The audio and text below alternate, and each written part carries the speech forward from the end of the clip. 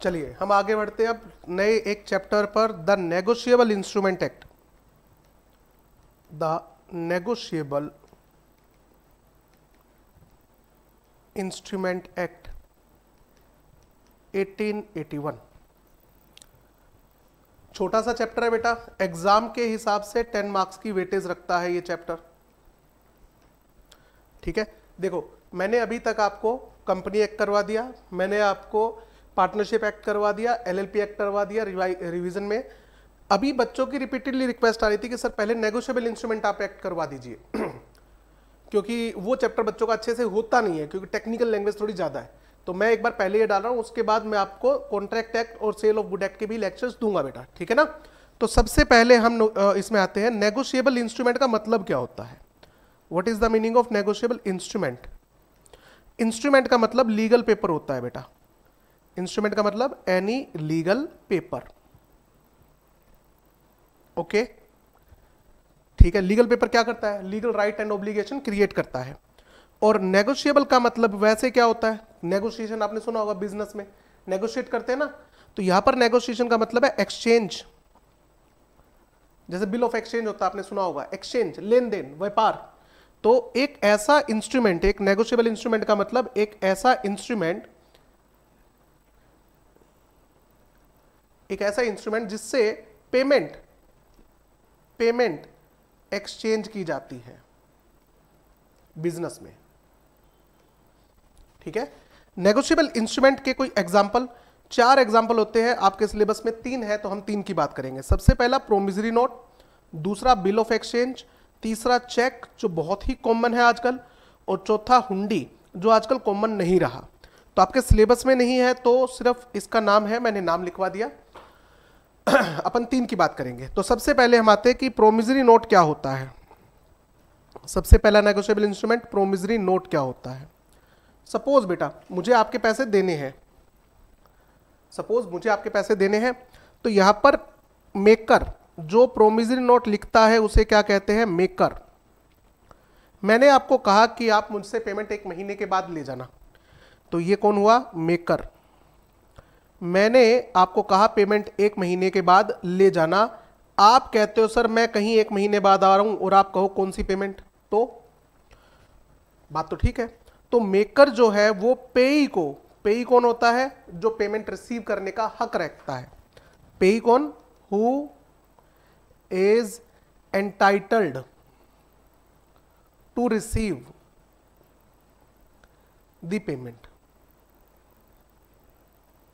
तो मेकर कहता है आप बिल्कुल वैलिड बात कह रहे हो, मैं एक काम करता हूं मैं कागज का टुकड़ा लेता हूं, ओके, और मैंने इस कागज के टुकड़े पर लिख कर दे दिया। आज क्या तारीख है बेटा, आज 11 तारीख है, 11 अगस्त 2025। मैंने लिख दिया प्रोमिस टू पे, मैं प्रोमिस कर रहा हूं टू पे रुपीज, सपोज करो मुझे आपके 1 लाख रुपीज देने हैं, 1 लाख, टू मिस्टर बी, ये मिस्टर बी है जो पेई है, और ये मिस्टर ए जो मेकर है, आफ्टर 1 मंथ। ये मैंने कागज के टुकड़े पे लिखकर दे दिया, बट ये कागज का टुकड़ा है, ये लीगल पेपर नहीं हुआ। तो इसको लीगल बनाने के लिए इसके ऊपर क्या लगाई जाती है, एक रेवेन्यू स्टैंप लगाई जाती है बेटा, रेवेन्यू स्टैंप। ये जितनी ज्यादा अमाउंट होगी उतने ज्यादा रुपए की स्टैंप लगेगी। मैं एक वैसे एक एग्जांपल लेता हूं आपके सामने लेमन लैंग्वेज में, कि अगर आपको 1 लाख रुपए की अमाउंट लिखनी है तो आपको सपोज करो 10 रुपए की स्टैंप लगानी पड़ेगी। आपको 10 लाख की अमाउंट लिखनी है तो 100 रुपए की स्टैंप लगानी पड़ेगी, एग्जांपल, ठीक है। तो ये स्टैंप की अमाउंट कितनी होती है, वेराई करती है, आप नेगोशिएबल इंस्ट्रूमेंट कितने रुपए का लिख रहे हो, ओके। और फिर इसके ऊपर मेकर अपने साइन करके देगा, ये मिस्टर ए अपने क्या कर देगा, साइन करके दे देगा। ये बन गया बेटा प्रोमिसरी नोट, और ये किसको दे दिया इसने, पेई को दे दिया। अब ये किसकी प्रॉपर्टी है, 1 लाख रुपए की किसकी प्रॉपर्टी होगी, पेई की। अब पेई चाहे तो इसे खुद रख सकता है और चाहे तो इसको आगे ट्रांसफर कर सकता है, ठीक है। प्रोमिसरी नोट की अगर मैं डेफिनेशन ऑफ फीचर्स की बात करूं तो देखिए डेफिनेशन क्या कहती है। Promissory note is an instrument, okay, in writing, okay, containing an unconditional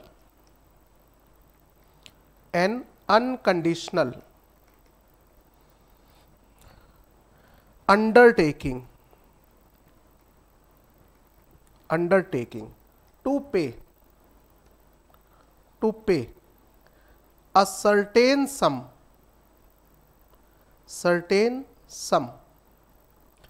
of money only,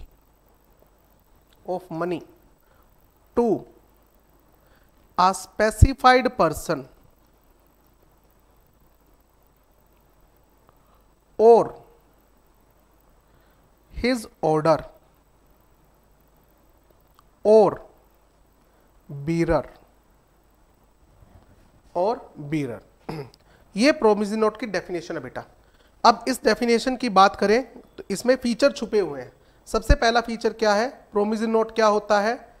अब मैं बात करूं, यहां पर लिखता हूं फीचर्स ऑफ प्रोमिसरी नोट, जो एग्जाम के हिसाब से बहुत इंपॉर्टेंट है।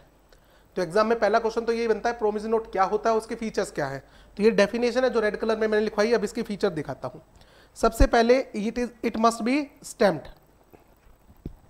जब तक प्रोमिसरी नोट पे स्टैंप ना लगी हो तब तक वैलिड नहीं होता, वो प्रोमिसरी नोट है ही नहीं। ओके, दूसरा साइंड बाय मेकर। इस पे किसके साइन होते हैं, मेकर के साइन होते हैं, ठीक बात है। इन राइटिंग होना चाहिए, okay, it must be in writing. Note का मतलब ही क्या होता है, जैसे आपने कहा प्रोमिसरी नोट, मतलब जिसमें प्रोमिसर प्रोमिस करके दे रहा है। नोट का मतलब लिखित में, रिटर्न में, तो ये इन राइटिंग होता है बेटा। ओरली अगर मैंने किसी को प्रॉमिस किया है कि मैं 1 महीने बाद आपका पैसा दे दूंगा, आई प्रोमिस, तो क्या ये प्रोमिसरी नोट है, नहीं है, क्योंकि नोट कहां हुआ है, लिखा कहां गया है, ठीक बात है ना। कंटेनिंग एन अनकंडीशनल, हाँ ये जो वर्ड है ना बेटा ये इंपॉर्टेंट है। अनकंडीशनल वर्ड जो है ये इंपॉर्टेंट है। अनकंडीशनल होने का मतलब ये नहीं है कि नेगोशिएबल इंस्ट्रूमेंट में कोई कंडीशन नहीं लग सकती है। यहां पर कंडीशन का मतलब है कोई ऐसी फ्यूचर इवेंट जो अनसर्टेन है टू हैपन, कि होगा या नहीं होगा, ये नहीं हो सकती। फॉर एग्जाम्पल, पुराने जमाने में इंश्योरेंस कैसे होता था, लाइफ इंश्योरेंस। तो मान लीजिए मैंने अपनी लाइफ का इंश्योरेंस करवा रखा 5 लाख रुपए का, तो इंश्योरेंस कंपनी एक प्रोमिसरी नोट दे देती थी कि I promise to pay ₹5 lakh to the legal heir of Gaurav Bansal on the death of Gaurav Bansal. तो क्या ये वैलिड है, हाँ ये वैलिड है, क्योंकि इंसान आया है तो इंसान जाएगा भी। इस अनसर्टेन क्या है इसमें, ये तो सर्टेन है बेटा, जो आया वो जाएगा ना, तो ये कंडीशन नहीं कहलाती। बट अगर आपने कोई ऐसी कंडीशन डाल दी जो सर्टेन टू हैपन है, तो मतलब वो कंडीशन ही नहीं है, तो वो वैलिड है। और अगर मैं ये लिख दूं आई promise to pay ₹5 lakh to the legal heir of Gaurav Bansal if Gaurav Bansal dies within 10 years, तो जो आया है वो जाएगा, बट वो अगले 10 साल में चला जाएगा, इस बात की कोई गारंटी है नहीं, ये अनसर्टेन है, मतलब हो भी सकता है और नहीं भी हो सकता। तो इस तरह की आप कोई भी बात मेंशन नहीं कर सकते। इन शॉर्ट, अगर नेगोशिएबल इंस्ट्रूमेंट में कंडीशन है, यहां पर कंडीशन का मतलब फ्यूचर की एक अनसर्टेन इवेंट, इसे कंडीशन बोला गया है, ये नहीं होनी चाहिए। अगर ऐसा है नेगोशिएबल इंस्ट्रूमेंट के फ्रंट पे तो वैलिड नहीं है। Point clear. उसके बाद undertaking, it contains undertaking. Undertaking word का मतलब ही क्या होता है, प्रोमिस। इट कंटेन प्रोमिस, और ये प्रोमिस कौन कर रहा है, promise by maker. Maker promise कर रहा है कि मैं पैसे दे दूंगा। टू पे IOU स्लिप्स, IOU स्लिप्स जो होती है, जिसको हम एक्नोलेजमेंट भी बोलते हैं बेटा, एक्नोलेजमेंट्स भी बोलते हैं, ये प्रोमिसरी नोट नहीं होती है, ये प्रोमिसरी नोट नहीं है, क्योंकि एक्नोलेजमेंट में सिर्फ ये लिखा होता है कि मैंने आपसे पैसा लिया है, कब पे करूंगा ऐसा कुछ भी नहीं लिखा होता, ठीक है। तो IOU स्लिप, IOU मुझे आपके पैसे देने हैं, कब देने हैं ये कुछ भी नहीं लिखा हुआ है, या मैंने आपसे पैसा रिसीव किया है, अगर ये लिखा हुआ है कब दोगे वापस, ऐसा कुछ भी नहीं लिखा हुआ है, तो प्रोमिसरी नोट नहीं है बेटा। क्लियर है। उसके बाद certain some, amount must be fixed, amount क्या होनी चाहिए, फिक्स्ड होनी चाहिए, मस्ट बी फिक्स्ड। कितनी अमाउंट, 5 लाख, 6 लाख, 10 लाख, ठीक है। हाँ, इंटरेस्ट अगर आप मेंशन करते हो तो फिक्स ही मानी जाती है बेटा, क्योंकि इंटरेस्ट तो कैलकुलेट किया जा सकता है ना। मनी ओनली, तो money only, not in kind, not in kind. For example, आपने मेरी बाइक 3 महीने के लिए उधार ली है और आप लिख कर दे देते हो कि मैं 3 महीने बाद आपकी बाइक आपको वापस कर दूंगा, तो ये प्रोमिसरी नोट नहीं है बेटा, ये से कॉन्ट्रैक्ट ऑफ बेलमेंट कहते हैं, कॉन्ट्रैक्ट एक्ट में गवर्न होता है। नेगोशिएबल इंस्ट्रूमेंट में सिर्फ और सिर्फ मनी की बात होगी, मनी के अलावा किसी भी अदर इंस्ट्रूमेंट, किसी भी अदर करेंसी की बात नहीं होगी। स्पेसिफाइड पर्सन और हिज ऑर्डर, यानी कि इंस्ट्रूमेंट क्या होगा, प्रोमिसरी नोट जो है वो क्या होगा, या तो वो ऑर्डर इंस्ट्रूमेंट होगा, ऑर्डर इंस्ट्रूमेंट होगा, या ये बीरर इंस्ट्रूमेंट होगा। अब ये ऑर्डर इंस्ट्रूमेंट क्या होता है और ये बीरर इंस्ट्रूमेंट क्या होता है, आपको 10 मिनट का वेट करना पड़ेगा, 10 मिनट के बाद समझ में आ जाएगा। अभी आप चाहो तो मैं इस पॉइंट को होल्ड मान सकता हूं, ठीक है, ओके। ध्यान रखना, आरबीआई एक्ट ने करेंसी नोट जो आपकी जेब में पड़े हैं, 100 रुपए का नोट, 200 रुपए का नोट, 500 रुपए का note, currency note and bank notes, bank क्या करता है, शॉर्ट टर्म बोरोइंग के लिए नोट इश्यू करता है, कमर्शियल पेपर्स वगैरह इसको बोलते हैं बैंक नोट, बैंक नोट्स, इनको प्रोमिसरी नोट नहीं माना है। आरबीआई ने क्या कहा है, करेंसी नोट और बैंक नोट प्रोमिसरी नोट्स नहीं है। साथ में ही आरबीआई ने एक बात और भी बोली है, मैं उसके लिए जगह आपको करवाऊंगा आगे थोड़ी देर में। मेरे हिसाब से प्रोमिसरी नोट एक बार कंप्लीट हो चुका। अब हम बढ़ते हैं सेकंड इंस्ट्रूमेंट पे, और सेकंड इंस्ट्रूमेंट जो आपका आता है वो आता है bill. Number 2, bill, bill of exchange. अब बिल में क्या होता है, फॉर एग्जांपल ये मिस्टर ए है, मिस्टर ए है, मिस्टर ए को मिस्टर सी से पैसे लेने हैं अगले महीने। आज 11 अगस्त है ना, सपोज करो इससे 1 सितंबर को पेमेंट आनी है मिस्टर सी से, और मिस्टर बी जो है, मिस्टर बी को पैसे लेने हैं मिस्टर ए से, मिस्टर बी को मिस्टर ए से पैसे लेने हैं, और ये इसके पास पैसे मांगने आता है कि सर मेरे पैसे। कहता है यार एक काम कर, तू 1 सितंबर को आ जा। कहता है 1 सितंबर को क्या हो जाएगा सर, कहता है 1 सितंबर को मिस्टर सी मुझे पेमेंट करेगा और मैं उस पेमेंट से आगे तुझे पेमेंट कर दूंगा। ये कहता है सर एक काम करो, पहले आप उससे पेमेंट लेने जाओगे, फिर आप मुझे पेमेंट दोगे, आप मुझे एक कागज के टुकड़े पर लिख के दे दो और उससे पेमेंट मैं खुद लेने चला जाऊंगा। ये भी बात ठीक है। इसलिए एक वर्ड यूज होता है बिल। आपने सुना होगा बिल दूसरों के नाम पे फाड़ा जाता है, सुना है ना, हाँ, इसलिए इसको बिल कहते हैं, ठीक है ना, बिल, क्योंकि ये दूसरे के नाम पे लिखा जाता है। यहां पर मिस्टर ए क्या करता है, आज क्या तारीख है, 11 अगस्त 2025 है ना, ओके। तो यहां पर क्या लिखता है, पे ₹50,000 टू मिस्टर बी। 50,000 रुपए किसको दे दिए जाए, मिस्टर बी को दे दिए जाए आफ्टर 1 मंथ, आफ्टर 1 मंथ। मैं एक बार वैसे ही एग्जांपल दे रहा हूं, 1 मंथ, 2 मंथ भी हो सकता है, 3 मंथ भी हो सकता है, ओके। यहां पर क्या लगी होगी, रेवेन्यू स्टैंप, क्योंकि सिर्फ एक कागज के टुकड़े पर लिख देने से वो लीगल नहीं बन जाता ना, तो इस पेज को लीगल बनाना पड़ेगा। तो इसके ऊपर क्या लगेगी, रेवेन्यू स्टैंप, और इसके ऊपर साइन हो जाएंगे। साइन किसके होंगे, मिस्टर ए के, साइन किसके होंगे, मिस्टर ए के। हु इज मिस्टर ए, यहां पर मेकर वर्ड की जगह वर्ड क्या यूज होगा, ड्रोवर, हु ड्रोज द बिल। और किसके ऊपर बिल लिखा है, पेमेंट कौन करेगा, ड्रोई, कि आप पेमेंट किससे ले लेना, यहां पर मिस्टर सी से। तो यहां पर लिखा मिस्टर सी, ये कौन है भाई, ये ड्रोई है जी, इसका नाम और इसका एड्रेस लिखा होगा कि 1 महीने बाद आपको पेमेंट कौन कर देगा, मिस्टर सी कर देगा। तो आप जाकर ड्रोई से पेमेंट ले लेना, क्लियर है। तो सर ये मिस्टर बी कौन हुआ, ये हुआ बेटा पेई। तो मैंने बिल बनाकर किसको दे दिया, बी को दे दिया, और बी जो है वो 1 महीने बाद पेमेंट लेने किसके पास चले जाएगा, सी के पास चला जाएगा, ठीक है। ये पॉइंट हुआ, ये बिल हुआ। अब मैं अगर इसकी डेफिनेशन देखूं तो डेफिनेशन क्या कहती है, बिल इज एन इंस्ट्रूमेंट। जब आप इसकी डेफिनेशन पढ़ोगे ना तो आपको ऐसा लगेगा कि मैं प्रोविजन नोट की डेफिनेशन पढ़ रहा हूं। Bill is an instrument in writing containing an unconditional, containing an unconditional order या direction to pay a certain sum of money, to pay a certain sum of money by specified person to a specified person or his order or bearer। ये तो हुई definition. अब अगर मैं इसकी characteristics पर आऊं तो अपन इसकी करेक्टरिस्टिक्स भी डिस्कस कर लेते हैं जो इसी से निकल के आएगी। सबसे पहले instrument,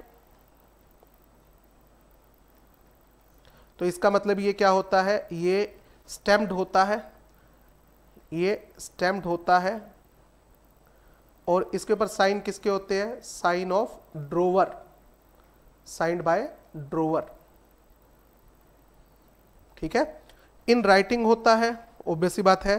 containing an unconditional, unconditional point भी सेम रहेगा, ये राइटिंग में होना चाहिए, अनकंडीशनल होना चाहिए। अनकंडीशनल की डेफिनेशन सेम है बेटा। यहां पर अनकंडीशनल का मतलब है कोई भी ऐसी इवेंट मेंशन नहीं करनी है जो अनसर्टेन हो। अगर ऐसा मेंशन कर दिया तो बिल वैलिड नहीं होगा। ये फर्क आ गया बेटा, ये जो है ये डिफरेंस क्रिएट कर रहा है। पिछली डेफिनेशन में अगर आप देखोगे प्रोमिस नोट की, तो वहां पर क्या लिखा हुआ है, अनकंडीशनल अंडरटेकिंग। अंडरटेकिंग वर्ड का मतलब ही प्रोमिस होता है। If I am giving undertaking for someone something, तो इसका मतलब आई एम गिविंग प्रॉमिस, मैं प्रॉमिस कर रहा हूं। बट यहां पर अनकंडीशनल अंडरटेकिंग नहीं है, अनकंडीशनल डायरेक्शन या ऑर्डर है।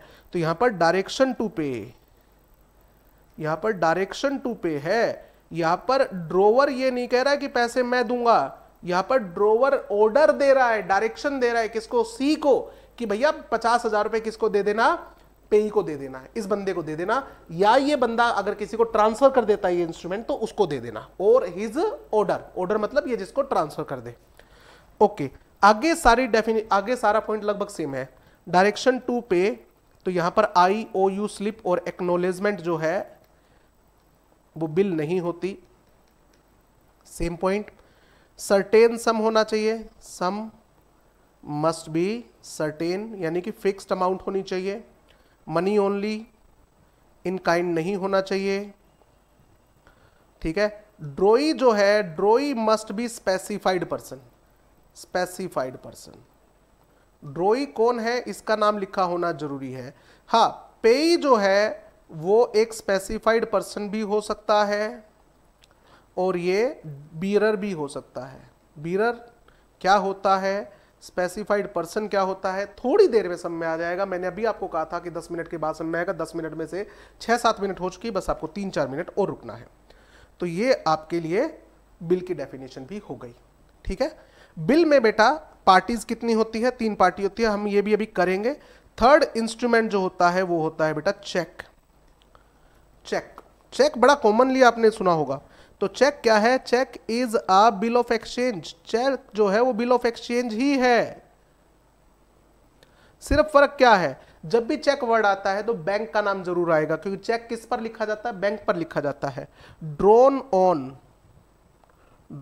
ऑन स्पेसिफाइड बैंक या बैंकर, एक ही बात है, बैंक या बैंकर। इसमें ड्रॉई हमेशा एक बैंक होता है। तो मान लीजिए मैंने बैंक में 10 लाख रुपए जमा कर रखे हैं और मुझे आपके 1 लाख रुपए देने हैं, तो मैं एक चेक ड्रॉ करके आपको दे देता हूं कि जाकर बैंक से 1 लाख रुपए ले लो। तो मुझे बैंक से 10 लाख रुपए लेने हैं ना, तो मैंने बैंक को क्या डायरेक्शन दी कि मेरे वाले 10 लाख रुपए में से 1 लाख रुपए किस बंदे को दे देना, पेई को दे देना, जिसके नाम का मैंने चेक काटा है। तो ये बिल ऑफ एक्सचेंज ही तो हुआ बेटा। बस ध्यान रखना, cheque is a bill of exchange drawn on specified banker which is always payable on demand. ये ध्यान रखना, it is always payable on demand. ये हमेशा डिमांड पर पेबल होता है। सर ये डिमांड पर पेबल होता है, ये समझ में नहीं आया, कोई बात नहीं, 5 मिनट रुकिए बेटा, अभी समझ में आएगा। And need not to be stamped. इस पे कभी भी स्टैंप नहीं लगी होती, क्योंकि चेक जो है वो हम नहीं बनाते, चेक बनकर आता है बैंक की तरफ से। तो चेक इटसेल्फ एक लीगल पेपर होता है बेटा, तो उसके ऊपर स्टैंपिंग की जरूरत नहीं है। ओके, चेक की मैक्सिमम वैलिडिटी कितनी होती है? मैक्सिमम वैलिडिटी पीरियड होती है चेक की ऑफ चेक, ये आपने अकाउंट्स में भी सुना होगा, 3 मंथ्स।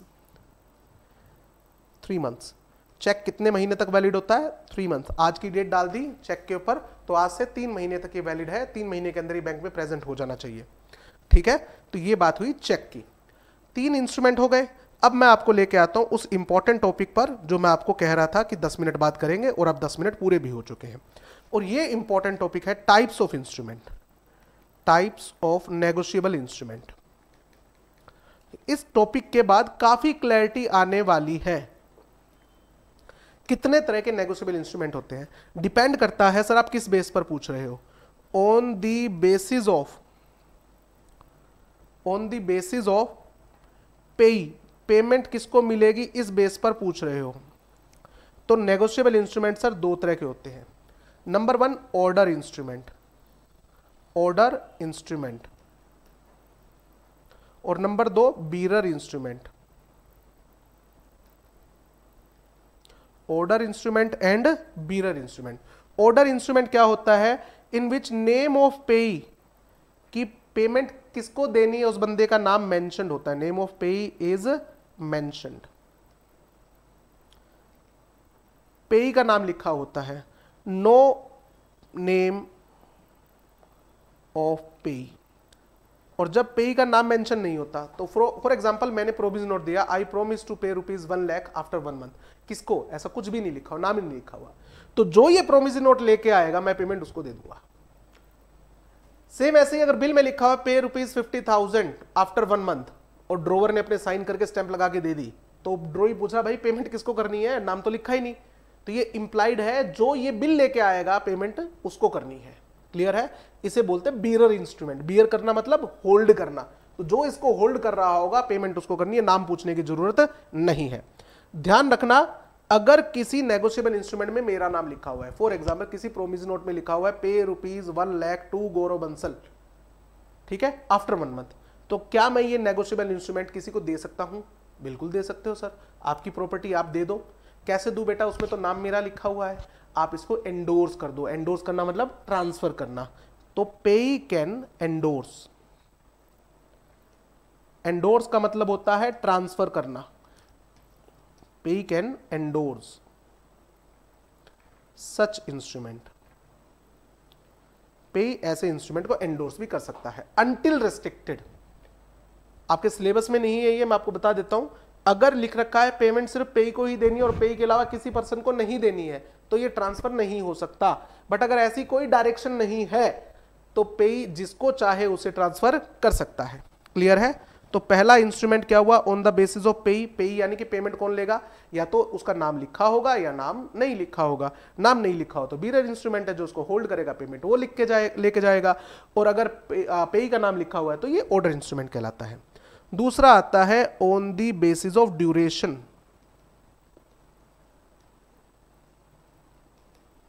ऑफ पेमेंट, पेमेंट कब मिलेगी? अगर इस बेस पर पूछ रहे हो तो इंस्ट्रूमेंट 2 तरह के होते हैं। एक इंस्ट्रूमेंट होता है टाइम इंस्ट्रूमेंट, और दूसरा इंस्ट्रूमेंट जो होता है वो होता है डिमांड इंस्ट्रूमेंट। दूसरा इंस्ट्रूमेंट कौन सा होता है? Demand instrument. टाइम इंस्ट्रूमेंट होता है जिसमें time for payment is mentioned, जिसमें पेमेंट कब मिलेगी ये मेंशन किया हुआ है।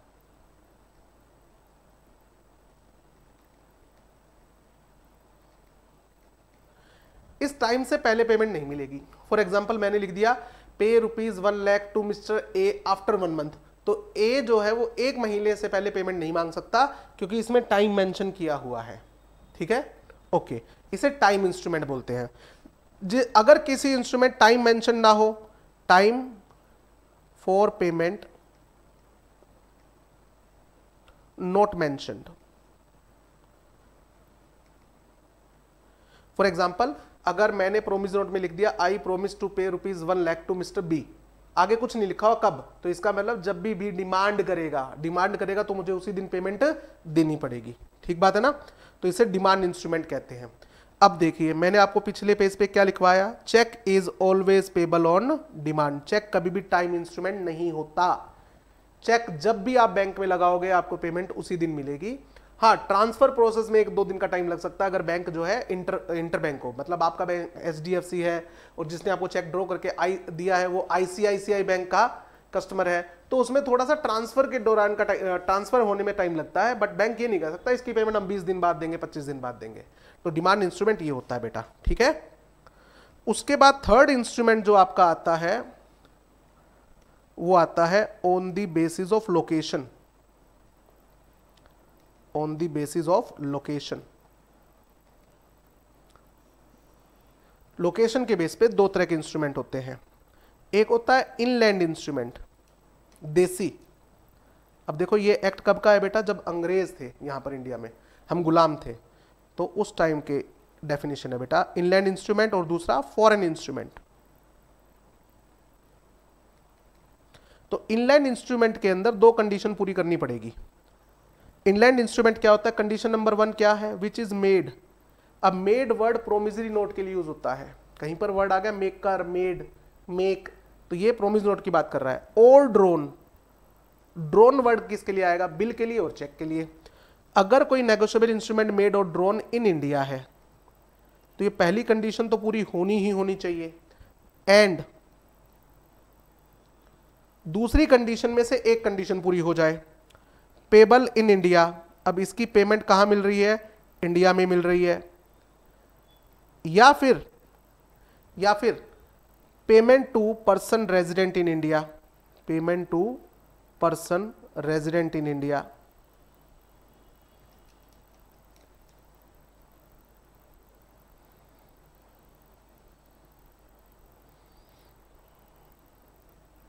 ध्यान से, पहली कंडीशन पूरी होनी जरूरी है, दूसरी कंडीशन में से कोई एक कंडीशन पूरी हो जाए। या तो पेबल इन इंडिया हो, चाहे वो रेजिडेंट इन इंडिया है या नहीं है, पेबल इन इंडिया है, किसको पेमेंट मिल रही है कोई फर्क नहीं पड़ रहा, या इंडिया से बाहर पेमेंट हो रही है बट पेमेंट किसको हो रही है, रेजिडेंट ऑफ इंडिया को हो रही है, तो ये इंस्ट्रूमेंट क्या कहलाएगा, इनलैंड इंस्ट्रूमेंट कहलाएगा। दोबारा से मैं लिख के देता हूं आपको, ये कंडीशन नंबर 1 है बेटा, C1। कंडीशन नंबर 1 तो पूरी होनी चाहिए।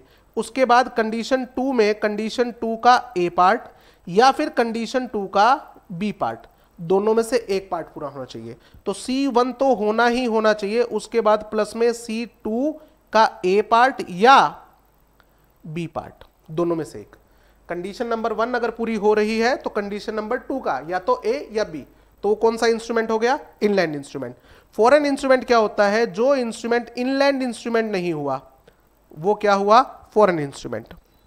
इसके साथ का एक क्वेश्चन है फॉरेन इंस्ट्रूमेंट का, ये मैं आपको अभी 5 मिनट बाद करवाऊंगा, 5 मिनट नहीं आधे घंटे के बाद करवाऊंगा।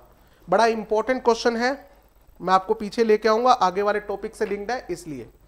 ठीक है, तो on the basis of location अगर मैं बात करूं तो ये इंस्ट्रूमेंट ऐसा होता है।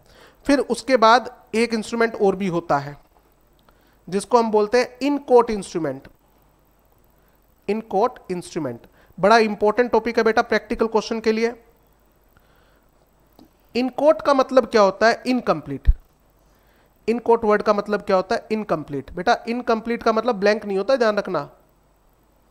इनकम्प्लीट का मतलब है कुछ बातें लिखी हुई और कुछ बातें नहीं लिखी हुई। अब इसको कुछ ऐसा समझिए कि एक दुकानदार के पास में सप्लायर आता है और वो कहता है सर पेमेंट करवा देते। दुकानदार ने पूछा कितनी पेमेंट है, दुकानदार ने कहा कितनी पेमेंट है, तो वेंडर ने कहा सर 7 या 8 हज़ार रुपये है। अभी हिसाब देखना पड़ेगा, मैं दुकान पे जाऊंगा तो देख के बता दूंगा। तो जो वेंडर दुकानदार है ए, मैं इसको बोल देता हूं मेकर, एग्जाम्पल मेकर ले लेते हैं। इसने इसे एक प्रोमिसरी नोट लिख के दे दिया, इसने प्रोमिसरी नोट लिख के दे दिया। इस प्रोमिसरी नोट पे स्टैंप लगा दी, स्टैम्प्ड एंड साइन, और इसने इसके ऊपर साइन भी करके दे दिए बाय ए। और इस पे क्या लिख दिया, प्रोमिस टू पे, मैंने लिख दिया प्रोमिस टू पे। कितनी अमाउंट वो नहीं लिखी क्योंकि एग्जैक्ट पता नहीं है ना, उसने कहा 7 या 8 हज़ार है, तो मैंने कहा कि कोई बात नहीं, जितनी भी फिगर बनती है 7,000, 7,500, 8,000 वो जो लिख लेना, ठीक है। Promise to pay this much amount after 1 week या 1 मंथ, और ये मैंने लिखकर इसको दे दिया, ठीक है। ये मैंने प्रोमिस नोट इसको लिख के दे दिया। आप एक चीज ध्यान रखना, मैंने इसके ऊपर स्टैम्प भी लगा दिया और साइन भी कर दिए हैं। और उसके बाद मैंने किसको दे दिया, मिस्टर बी को। मिस्टर बी को किस लिए दिया कि यहां पर आप अमाउंट भरकर आप मुझे लाइबल कर लेना, अगले महीने आ जाना और जो अमाउंट बनती है वो दे लिख लेना। आपको आना है आप आ जाना, आपको किसी को एंडोर्स करना है तो आप उसको एंडोर्स भी कर सकते हो। मिस्टर बी ने कहा ओके, तो मिस्टर बी कौन है, मिस्टर बी पेई है बेटा। इन शॉर्ट अगर मैं इसको, इस इंस्ट्रूमेंट को क्या बोला जाता है, इन कोट इंस्ट्रूमेंट। इन कोट मतलब इनकम्प्लीट है ये, यहां पर अमाउंट तो आपने मेंशन ही नहीं कर रखी, ठीक है, ओके। अब इन कोट इंस्ट्रूमेंट मैंने इसको दिया पेई को, तो इसका मतलब मैं इसको ऑथोराइज कर रहा हूं, A is authorizing B to complete it, कि आप इसे कंप्लीट कर लेना, इसमें अमाउंट फिल कर लेना, and make him liable, and make him liable, और आप मुझे लाइबल कर सकते हो क्योंकि मैंने इसके ऊपर स्टैम्प और साइन करके दे दिया है। तो मैं आपको अथॉरिटी दे रहा हूं कि आप इसको कंप्लीट करने के बाद आप मुझे लाइबल कर देना, ठीक है। आप या आप किसी को एंडोर्स भी कर सकते हो, बट मेरी एक डायरेक्शन है, साथ में मैंने क्या लगा दी इसके साथ, एक direction, direction not to fill amount, not to fill amount. आपने क्या कहा, मैक्सिमम हिसाब किताब कितना है, कहते हैं 8,000 का। Not to fill amount more than 8,000 rupees. आपको मैं साथ में डायरेक्शन ये दे रहा हूं कि 8,000 से ज्यादा की अमाउंट मत भरना, 8,000, ये डायरेक्शन मैंने दे दी, ओके। अब इन कोट इंस्ट्रूमेंट थोड़ा समझ में आया, हल्का फुल्का, कोई बात नहीं, मैं भी डेफिनेशन लिखवाता हूं आपको। इन कोट इंस्ट्रूमेंट का मतलब क्या हुआ, an instrument stamped and signed by maker, अगर प्रोमिसरी नोट का केस है तो मेकर, अगर बिल या चेक का केस है तो ड्रोवर, ठीक है। स्टैम्प्ड एंड साइंड है, उसके बाद, ठीक है, देन होली ब्लैंक, उसके बाद ये पूरा ब्लैंक है कि भाई अमाउंट भी तू लिख लियो, टाइम भी तू लिख लियो, ठीक है, और पार्शियली ब्लैंक, पार्शियली ब्लैंक, पूरा ब्लैंक है या पार्शियल ब्लैंक है। अब मेरे वाले एग्जांपल में पार्शियल ब्लैंक है, टाइम लिख दिया, अमाउंट तुम लिख लेना भाई, ठीक है। तो ऐसे इंस्ट्रूमेंट को क्या बोला जाएगा, inchoate instrument. An instrument stamped and signed by maker and drawer, then wholly blank, उसके बाद वो होली ब्लैंक है और पार्शियली ब्लैंक है, एंड गिवन टू पेई, ठीक है, टू फिल या कंप्लीट, टू कंप्लीट इट, किसको कंप्लीट कर लेना, एंड मेक द मेकर और ड्रोवर लाइबल। ऐसे इंस्ट्रूमेंट को क्या बोलेंगे, इन कोट इंस्ट्रूमेंट, ओके। अब पेई ने, सपोज करो, अब जो एग्जाम का क्वेश्चन है ना, जो मैं आपको बता रहा हूं इंपॉर्टेंट क्वेश्चन है, 3 सिचुएशन बना देते हैं, case 1, case 2 and case 3। Case 1, पेई ने फिल किया इसको, फिल्ड ₹7,500,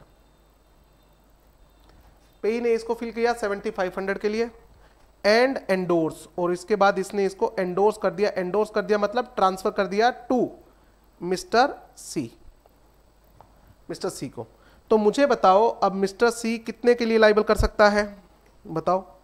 मिस्टर ए कितने के लिए लाइबल, सी में मिस्टर ए को कितने के लाइबल कर सकता है, ए इज लाइबल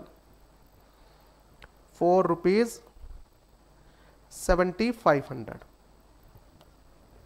ठीक है, क्योंकि आपने उसको डायरेक्शन दे दी कि 8,000 तक इसको फिल कर लेना, उसने 7,500 जो हिसाब बनता है वो उसमें भरा और उसने इसको आगे एंडोर्स कर दिया। अब ए जो है वो मिस्टर सी को 7,500 पे करने के लिए लाइबल है। केस 2, केस 2, पेई ने यहां पर अमाउंट फिल कर दी, payee filled ₹8,500 and endorse to mister C. तो अब बताइए ए कितने के लिए लाइबल है? अब ए कितने के लिए लाइबल है? ए इज लाइबल ₹4,8500, क्योंकि मिस्टर सी को थोड़ी पता है इस डायरेक्शन के बारे में। ये जो डायरेक्शन है कि आप उसमें 8,000 से ज्यादा के अमाउंट फिल मत करना, ये डायरेक्शन किसने किस पर लगा रखी है? ए ने बी पर। तो ए को पता है कि ये 8,000 से ज्यादा फिल नहीं कर सकता, बी को पता है कि मैं 8,000 से ज्यादा अमाउंट फिल नहीं कर सकता, सी को थोड़ी पता है। तो ऐसे केसेस में सी को क्या कहा जाता है? HDC, holder in due course, proper तरीके से होल्डर बनना। तो मिस्टर सी कहता है मुझे तो डायरेक्शन के बारे में पता ही नहीं है भाई कि 8,000 से ज्यादा नहीं लिख सकता, मुझे सपने आ रहे हैं, आपने डायरेक्शन उसके ऊपर लगाई है, ठीक बात है ना। तो मिस्टर सी कितने पैसे लेके जाएगा? होल्डर इन ड्यू कोर्स पूरी अमाउंट लेके जाता है। कहानी उलझती है केस 3 में। केस 3 में पेई ने यहां पर अमाउंट फिल कर दी, payee filled ₹11,000 and endorsed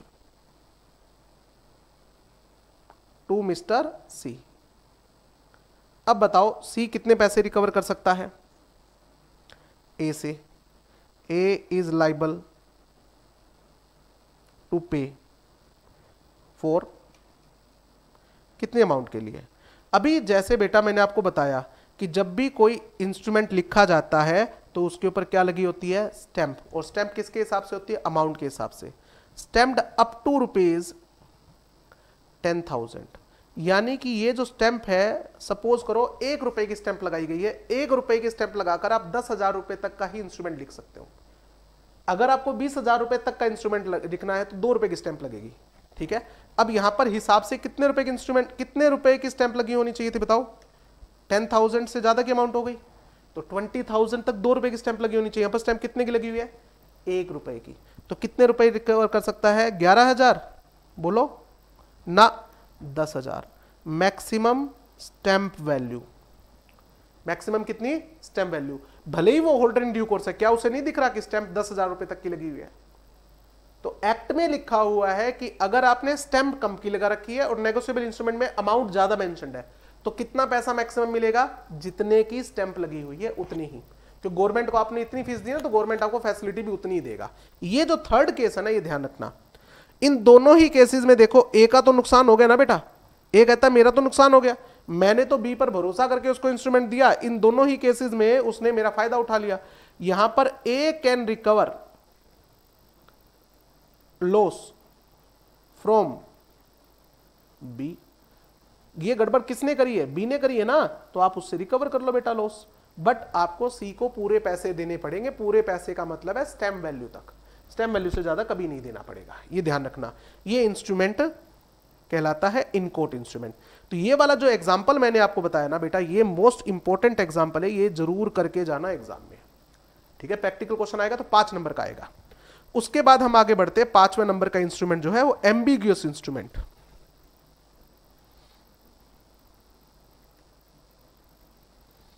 ambiguous instrument, what is the meaning of ambiguity? कभी वर्ड सुना हो आपने तो? एम्बिग्यूटी का मतलब किसी चीज के डबल मीनिंग होना, मल्टीपल मीनिंग होना।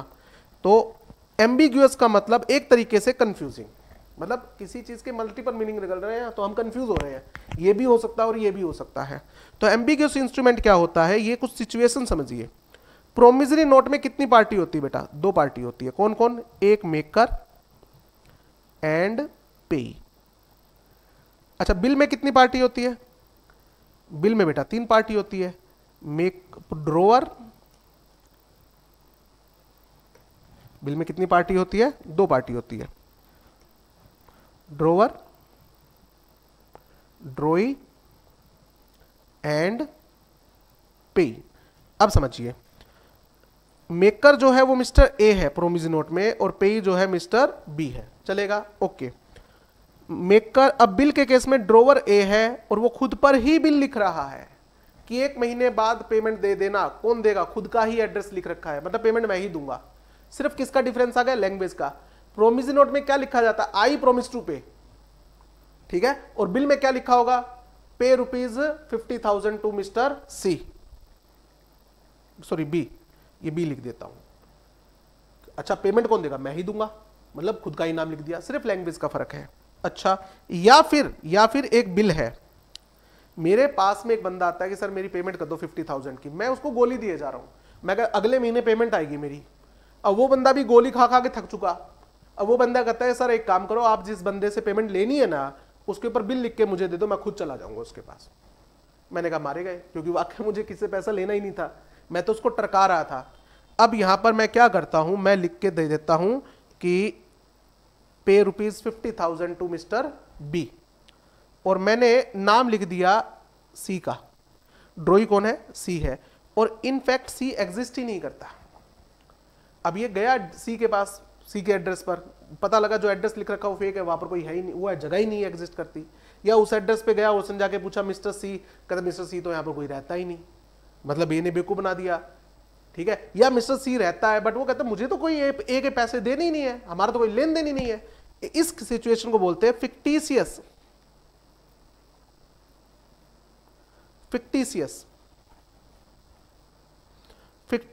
ड्रॉई। ड्रॉई डज नॉट एग्जिस्ट, या ड्रॉई का कोई हिसाब किताब है ही नहीं, फिक्टिशियस ड्रॉई, ठीक है। इस सिचुएशन में पार्टी कितनी रहेगी बताओ बेटा? 2 ही तो रहेगी। यहां पर कितनी पार्टी है? 2, और यहां पर कितनी पार्टी रहेगी? 2, ए एंड बी, और यहां पर भी 2 पार्टी। ऐसा तो प्रोमिसरी नोट में होता है। तो ये जो बिल है ना बेटा, एक्ट कहता है ऐसा बिल जिसमें ड्रोवर एंड ड्रॉई सेम पार्टी है, या एक ऐसा बिल जिसमें ड्रॉई जो है वो फिक्टिशियस ड्रॉई है, फिक्टिशियस ड्रॉई है। इस सिचुएशन में ऐसे बिल को, such bill can be termed as promissory note. आप इसको प्रोमिसरी नोट भी मान सकते हो, क्योंकि बिल में 3 पार्टी होनी चाहिए बेटा। तो अगर पार्टी ही 2 है तो भाई वो तो उसको प्रोमिसरी नोट बोल लो या बिल बोल लो। तो जब इसकी पेमेंट ना मिले और हम कोर्ट में केस करने जाएं, तो नोटरी पब्लिक मुझे पूछती है कि भाई इस इंस्ट्रूमेंट को क्या लिखना है। मैं कहता हूं पैसे किस में फालतू मिलेंगे? कहता पैसे तो दोनों सेम मिलेंगे। तो मैं कहता हूं कुछ भी लिख दे भाई, फिर बिल लिख दे, चाहे प्रोमिसरी नोट लिख दे। तो नोटरी वाला कहता है भाई जो लिखवाओगे ना कोर्ट में भी वही बोलना है। अगर आप इसे बिल ट्रीट करोगे तो कोर्ट में भी बिल बोलना है, और अगर आप इसे प्रोमिसरी नोट बोलोगे तो इसे प्रोमिसरी नोट ही ट्रीट किया जाएगा। ये एम्बिग्यूअस इंस्ट्रूमेंट है बेटा, ठीक है ना। तो एम्बिग्यूअस इंस्ट्रूमेंट 2 ही सिचुएशन में बनता है। ये क्लियर हो गया अपना? चलिए अब आप आगे बढ़ते हैं। अब सॉरी, आगे नहीं पीछे बढ़ते हैं, क्योंकि मैंने आपको कहा था ना 1-2 बातें हैं ऐसी जो आगे पढ़ने के बाद पीछे समझ में आएंगी। अब ये देखिए, द नेगोशिएबल इंस्ट्रूमेंट एक्ट में हमने स्टार्ट किया था नेगोशिएबल इंस्ट्रूमेंट की डेफिनेशन के साथ। प्रोमिसरी नोट की डेफिनेशन में मैंने लिखवाया था promissory note is an instrument in writing containing an unconditional undertaking to pay a certain sum of money to specified person. तो अगर प्रोमिसरी नोट में पर्सन स्पेसिफाइड है तो ऐसे प्रोमिसरी नोट को क्या कहा जाएगा? ऑर्डर इंस्ट्रूमेंट, या फिर हिज ऑर्डर मतलब अगर ये इसको ट्रांसफर कर देता है, और बीरर का मतलब जिसमें पेई का नाम मेंशन नहीं होता। तो जो इसको बियर करेगा पेमेंट उस बंदे को दे दी जाएगी। बिल के अंदर क्या लिखा हुआ था? Bill is an instrument in writing containing an unconditional order या direction to pay a certain sum of money to specified person. अगर पर्सन स्पेसिफाइड है तो इसका मतलब ये कौन सा इंस्ट्रूमेंट हुआ? ऑर्डर इंस्ट्रूमेंट हुआ, ठीक है। Sorry, by specified person to specified person. और हिज ऑर्डर मतलब ये ट्रांसफरेबल है, और बीरर है तो इसका मतलब कोई भी इसकी पेमेंट ले सकता है जिसके हाथ में ये नेगोशिएबल इंस्ट्रूमेंट होगा। चेक हमेशा ही डिमांड इंस्ट्रूमेंट होता है, इसका मतलब चेक कभी भी टाइम इंस्ट्रूमेंट नहीं होता। यहां पर एक छोटा सा पॉइंट नोट, चेक की डेफिनेशन के बाद जो जगह खाली थी मैं उसको यूज कर रहा हूं। करेंसी नोट छापने की पावर किसके पास है बेटा? आरबीआई के पास। तो आरबीआई ने स्पेशल डायरेक्शन इश्यू की, आरबीआई ने एक स्पेशल डायरेक्शन इश्यू की कि भाई नोट छापने की पावर हमारे पास ही रहेगी। अब करेंसी नोट का फीचर क्या होता है? करेंसी नोट का फीचर होता है जब भी आप दुकानदार को नोट देते हो उसकी वैल्यू आपको उसी टाइम मिलती है। अगर आपने 500 रुपए का नोट दिया दुकानदार को तो 500 रुपए की वैल्यू आपको कब मिलेगी? हाथों हाथ मिलेगी बेटा। तो currency note is always payable on demand, and currency note पर खुद लिखा होता है बीरर। आपके जेब में जो नोट आप निकाल के देख सकते हो उस पर लिखा हुआ है, आरबीआई ने क्या लिखा हुआ है?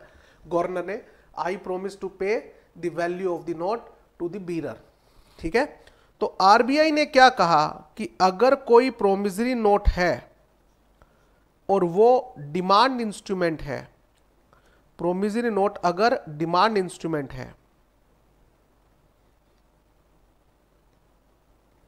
तो वो बीरर नहीं हो सकता, क्योंकि दोनों फीचर एक साथ अगर हुए तो ये करेंसी नोट बन जाएगा और आरबीआई करेंसी छापने की पावर किसी को नहीं देना चाहता। बिल जो है, bill demand instrument plus bearer instrument एक साथ नहीं हो सकता, ये आरबीआई ने मना कर रखा है। चेक, अब मुझे बताइए, चेक तो हमेशा ही क्या होता है, डिमांड इंस्ट्रूमेंट होता है। क्या आप लोगों ने कभी बीरर चेक का नाम सुना है? हाँ सुना तो है सर। तो ये कैसे वैलिड हो गया? वैलिड होता है क्यों? क्योंकि बैंक किसके कंट्रोल में आते हैं बेटा? चेक हमेशा किस पे ड्रॉ किया जाता है? बैंक पे। और बैंक किसके कंट्रोल में आते हैं? आरबीआई। तो आरबीआई कभी भी अपने ऊपर कभी रिस्ट्रिक्शन नहीं लगाएगी, ये पॉइंट समझ लीजिए बेटा, ठीक है। तो ये चीज क्लियर हो गई अपनी। इसके बाद हम एक नोट की तरफ और बढ़ते हैं। नेगोशिएबल इंस्ट्रूमेंट में कितनी पार्टी होती है? नेगोशिएबल इंस्ट्रूमेंट में कितनी पार्टीज होती हैं? Parties to negotiable instrument. तो अगर मैं प्रोमिसरी नोट की बात करूं तो दो पार्टी होती है, मेकर जिसने प्रोमिसरी नोट लिखा है एंड पेई जो पेमेंट रिसीव करने के लिए एंटाइटल होता है। बिल की बात करूं तो तीन पार्टी होती है, ड्रोवर, ड्रोई एंड पेई। एंड अगर चेक की बात करूं तो तीन पार्टी होती है, ड्रोवर जिसने चेक ड्रॉ किया, ड्रोई मतलब हमेशा एक बैंक, और तीसरी पार्टी कौन होती है? पेई। तो ये ध्यान रखना, प्रोमिसरी नोट में दो पार्टी, बिल के केस में तीन पार्टी, और चेक के केस में तीन पार्टी, जिसमें ड्रोई हमेशा एक बैंक ही होता है। ये ध्यान रखना, माइनर कभी भी मेकर नहीं हो सकता। माइनर कभी भी मेकर नहीं हो सकता। क्यों नहीं हो सकता? इंडियन कॉन्ट्रैक्ट एक्ट में आपने पढ़ा हुआ है, माइनर कभी भी कॉन्ट्रैक्ट करने के लिए कैपेबल नहीं होता। तो अगर माइनर प्रोमिसरी नोट लिख के दे देता है तो उसके ऊपर पेमेंट देने की लायबिलिटी आ जाती है, जो कि कॉन्ट्रैक्ट एक्ट मना करता है, इसलिए माइनर को मना किया हुआ है। माइनर कभी भी ड्रॉई नहीं हो सकता। माइनर कभी भी ड्रॉई नहीं हो सकता। क्यों नहीं हो सकता? क्योंकि ड्रॉई वो बंदा है जो पेमेंट देने के लिए लाइबल होता है, तो उसके ऊपर तो माइनर पे तो लाइबिलिटी आनी नहीं चाहिए ना बेटा। हाँ, बैंक कभी भी माइनर हो ही नहीं सकता, क्योंकि बैंक एक बंदा थोड़ी है, बैंक तो आजकल एक एसोसिएशन होती है ना, एक इंस्टीट्यूशन होती है। तो ये चीज एक ध्यान रखने वाली बात है आपके लिए। आगे चलते हैं हम। अगला टॉपिक जो है बड़ा इंपॉर्टेंट टॉपिक है, टॉपिक का नाम है negotiation. Negotiation of instrument. Negotiation of instrument. Instrument को नेगोशिएट कैसे किया जाए? यहां पर नेगोशिएशन का मतलब है ट्रांसफर। क्या नेगोशिएबल इंस्ट्रूमेंट को ट्रांसफर किया जा सकता है? कहता हाँ बिल्कुल भी। कैसे ट्रांसफर करेंगे? तो नेगोशिएशन के दो मोड होते हैं बेटा। Number 1 by endorsement, by endorsement, and by delivery only, by delivery only. By endorsement का मतलब क्या है? अगर कोई इंस्ट्रूमेंट ऑर्डर इंस्ट्रूमेंट है, इफ एन इंस्ट्रूमेंट, कोई भी negotiable instrument is an order instrument. अब बताइए ऑर्डर इंस्ट्रूमेंट क्या होता है? जिसमें पेई का नाम मेंशन्ड होता है, ठीक है। देन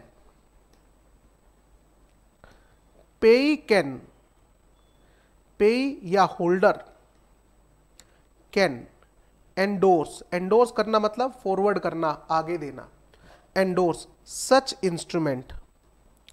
सच इंस्ट्रूमेंट, आप इसको एंडोर्स कर सकते हो इस इंस्ट्रूमेंट को to any other person, any other person. But आपको 3 स्टेप फॉलो करने पड़ेंगे।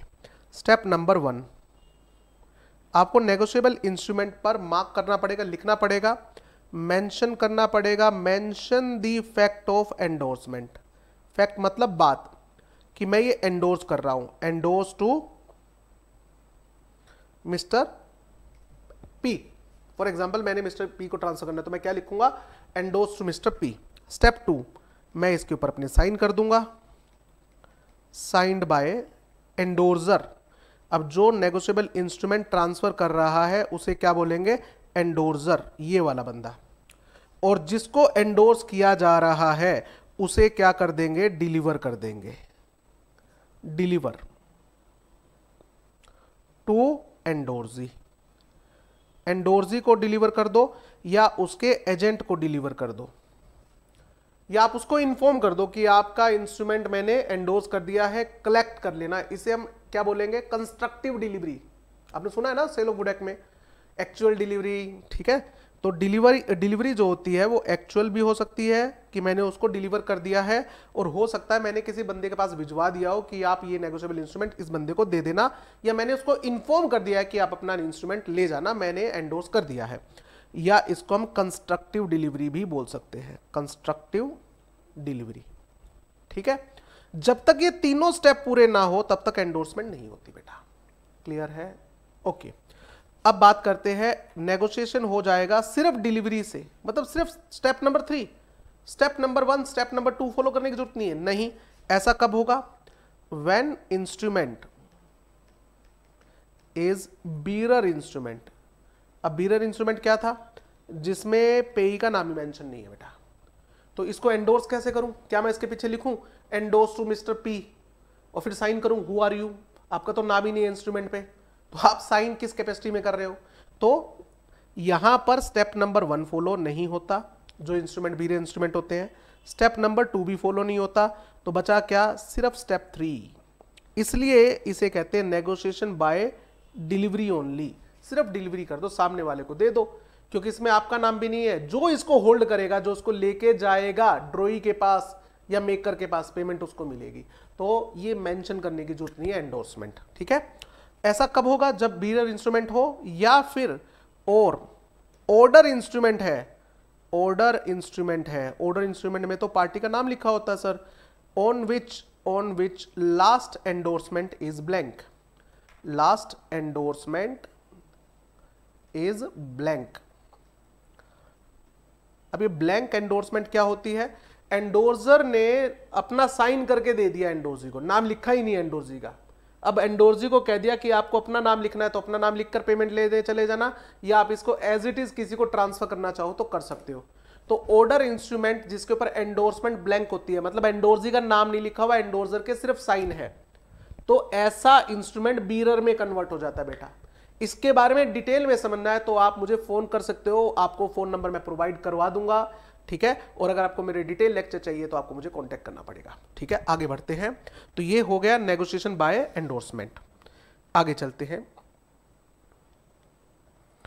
एक टॉपिक आता है एक्सेप्टेंस के बारे में, एक्सेप्टेंस ऑफ नेगोशिएबल इंस्ट्रूमेंट। बेटा ये टॉपिक जब भी आता है ना, तो ये टॉपिक दो तरह के इंस्ट्रूमेंट की बात कर रहा होता है। मेजरली ये किसकी बात कर रहा है, ये बिल की बात कर रहा है, जो टाइम इंस्ट्रूमेंट हो। एक बिल है जो क्या है, टाइम इंस्ट्रूमेंट है, मतलब दोनों कंडीशन पूरी होनी चाहिए। तो एक्सेप्टेंस का टॉपिक आएगा, क्या है इसमें, ड्रोवर ने एक बिल ड्रॉ करके पेई को दे दिया। ये एक बिल है, कौन सा बिल है, टाइम इंस्ट्रूमेंट है, ठीक है। टाइम इंस्ट्रूमेंट जिसमें लिखा हुआ है 3 महीने बाद आपको पेमेंट मिल जाएगी, और पेमेंट कौन देगा, ड्रॉई देगा। अब मान लीजिए मैं ड्रॉई के पास जाता हूं 3 महीने के बाद, और ड्रॉई को कहता हूं सर मेरे पास एक बिल है आपके नाम का, जो ड्रोवर ने आपके ऊपर लिख रखा है, मिस्टर ए ने लिखा हुआ है कि आप मुझे 1 लाख रुपए दे दो। ये कहता है सर मैंने तो पेमेंट भिजवा दी, पिछले महीने पेमेंट भिजवा दी, अब मुझे क्या पता आपके पास बिल है, पंगे हो गए सर। या फिर ड्रॉई जो है वो कहता है कि मुझे मिस्टर ए के कोई पैसे देने ही नहीं है, हो गए पंगे। यहां पर अब क्या बी जो है वो सी के ऊपर केस कर सकता है कि नहीं नहीं इसमें लिखा हुआ है कि आप मुझे पेमेंट दोगे, 3 महीने बाद मुझे पेमेंट दोगे, मेरे को पेमेंट दो। भैया 1 मिनट, किसने कहा है, ड्रोवर ने कहा है। इस पे किसके साइन है, ड्रोवर के साइन है, मेरे तो साइन ही नहीं है। मैंने कभी साइन करके इस चीज की रिस्पॉन्सिबिलिटी ली है क्या कि मैं 3 महीने बाद आपको पेमेंट दे दूंगा, तो आप मेरे ऊपर केस नहीं कर सकते, ये ध्यान रखना, ठीक है। ओके, तो मैं इस पॉइंट को थोड़ा सा आगे लेके जाता हूं। Before the maturity of bill, इस बिल की मैच्योरिटी से पहले। बताओ बिल कब मैच्योर होगा? 3 महीने बाद ना, 3 महीने से पहले ही ये इस बिल को प्रेजेंट करता है, present the bill to drawee, कि सर मेरे पास एक बिल है जिसमें ये लिखा हुआ है कि 3 महीने बाद आप मुझे 1 लाख रुपए दे दोगे। तो कहते दिखाओ, इसने बिल देखा, हाँ हाँ मुझे मिस्टर ए के पैसे देने हैं, तो ठीक है 3 महीने बाद देने हैं। सर 3 महीने बाद पेमेंट दूंगा ना, आप पहले क्यों आ गए? अरे नहीं नहीं, मैं पेमेंट मांगने नहीं आया, present the bill to drawee for acceptance. आप इसमें जो बात लिखी हुई है उसको एक्सेप्ट कर लो, मतलब drawee to put his signature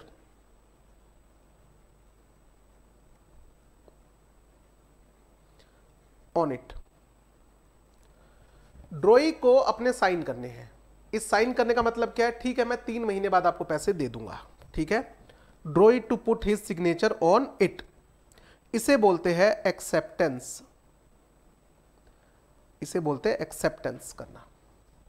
2 बातें, या तो वो एक्सेप्ट कर लेता है, एक्सेप्टेड हाँ ना, एक्सेप्ट कर लिया तो ओके बेटा। अब होल्डर या पेई कैन शू द ड्रॉई, ड्रॉई को हम क्या बोलेंगे अब? एक्सेप्टर बोलने शुरू कर देंगे, ऑन दी नॉन पेमेंट। अब आप नॉन पेमेंट पर केस कर सकते हो बेटा। अब अगर ड्यू डेट पर वो पेमेंट नहीं देता है तो केस कर सकते हो। क्यों? क्योंकि साइन है इसके। वो एक्सेप्टेंस देने से मना कर देता है, वो एक्सेप्टेंस देने से मना कर देता है, वो कहता है मैं तो एक्सेप्ट नहीं करता। तो बताओ क्या होल्डर जो है वो शू कर सकता है ड्रॉई को? नहीं कर सकता। अब होल्डर के पास 2 ऑप्शन है, holder can wait up to maturity, कोई बात नहीं अभी मैच्योरिटी थोड़ी आई है, अभी तो मैच्योरिटी पीरियड बाकी है ना, ठीक है। और मे, नहीं मैं उसको मैच्योरिटी तक वेट ही नहीं करता। मे ट्रीट सच इंस्ट्रूमेंट एज डिसऑनर्ड, आप इसे डिसऑनर्ड मान लो अभी के अभी, फॉर नॉन एक्सेप्टेंस। क्यों? क्योंकि सामने वाली पार्टी ने इसे एक्सेप्ट नहीं किया। एंड क्या मुझे वेट करने की जरूरत है? नहीं, मुझे वेट करने की जरूरत नहीं है। Without waiting up to maturity and sue the drawer, आप ड्रोवर के ऊपर या अपनी प्रायर पार्टी पे केस कर सकते हो for the recovery of debt या अमाउंट। अब बताओ क्या ड्रॉई पे केस कर सकता है? नहीं कर सकता। क्यों? क्योंकि ड्रॉई ने तो साइन ही नहीं कर रखे बेटा, तो ड्रॉई पे केस नहीं हो सकता। इस केस में ड्रोवर के ऊपर केस होता है। ये केस है आपका एक्सेप्टेंस का। तो हर बिल को एक्सेप्ट करवाने की जरूरत नहीं होती। अगर आपको श्योर होना है, होल्डर को श्योर होना है, तो एक्सेप्टेंस करवा सकता है, नहीं तो जरूरत नहीं है। अब समझिए इस कॉन्सेप्ट को, क्या कह रहा हूं मैं इसमें। एवरी इंस्ट्रूमेंट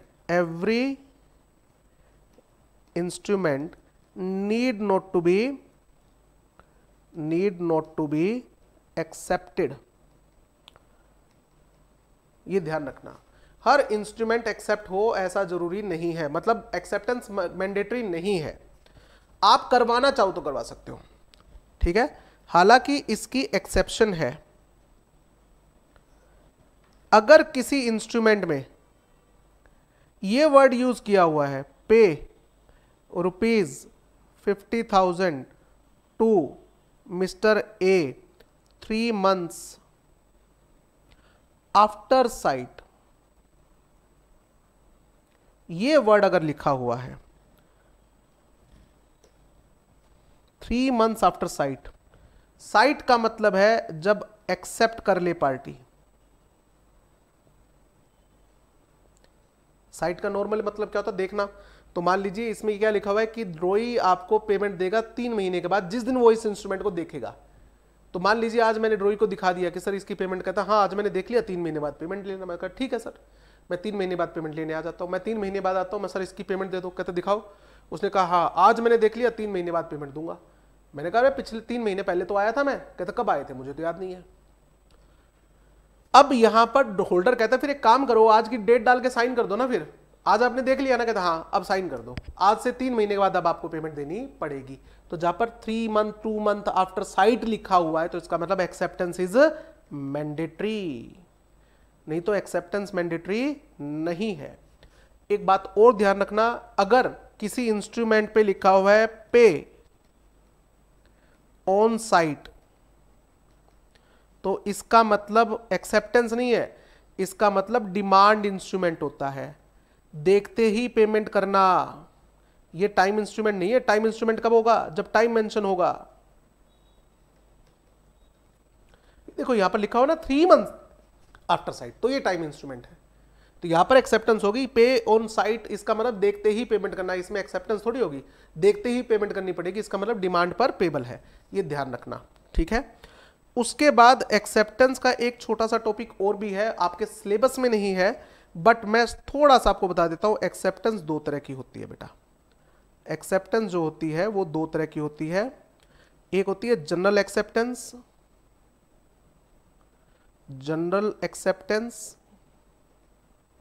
एक होती है क्वालिफाइड एक्सेप्टेंस। क्वालिफाइड बोले तो कंडीशनल।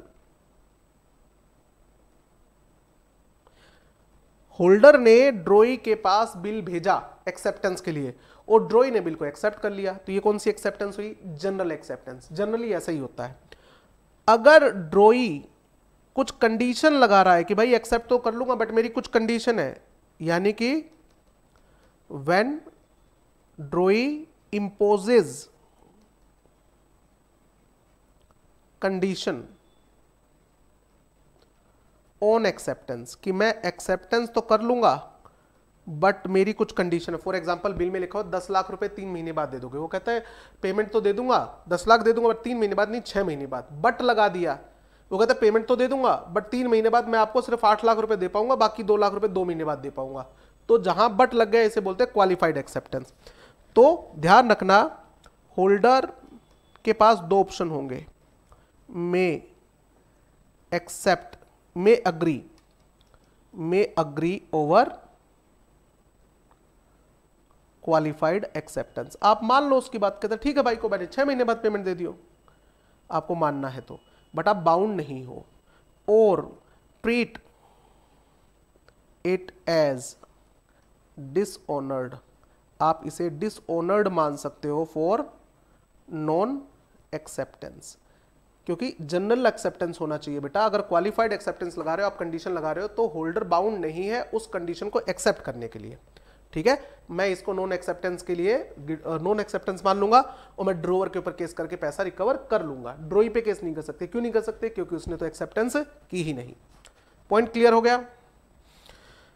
उसके बाद अगला पॉइंट जो आता है वो आपका आता है delivery of negotiable instrument.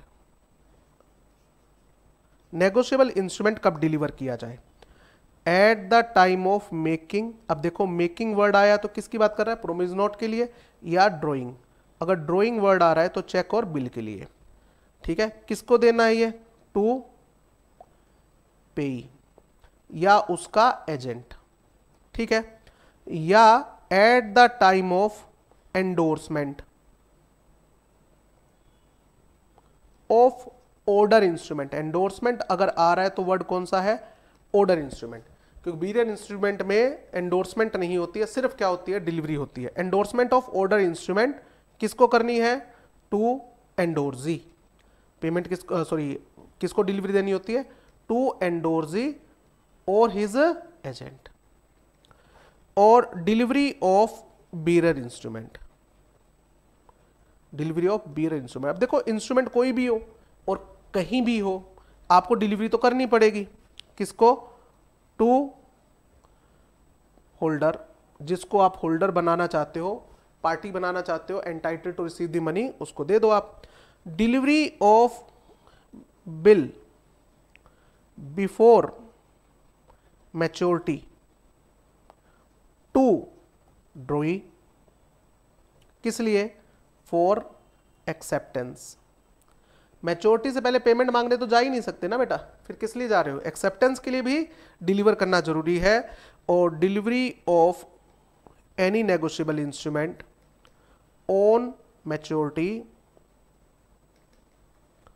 To maker, अगर प्रोमिसरी नोट है तो मेकर, बिल है तो ड्रॉई, अगर बिल एक्सेप्टेड है तो एक्सेप्टर, हाँ पेमेंट के लिए फॉर पेमेंट। तो डिलीवरी करना नेगोशिएबल इंस्ट्रूमेंट की बहुत जरूरी है बेटा। जब बिल बनाया है, नेगोशिएबल इंस्ट्रूमेंट बनाया, तब भी डिलीवर करना पड़ेगा।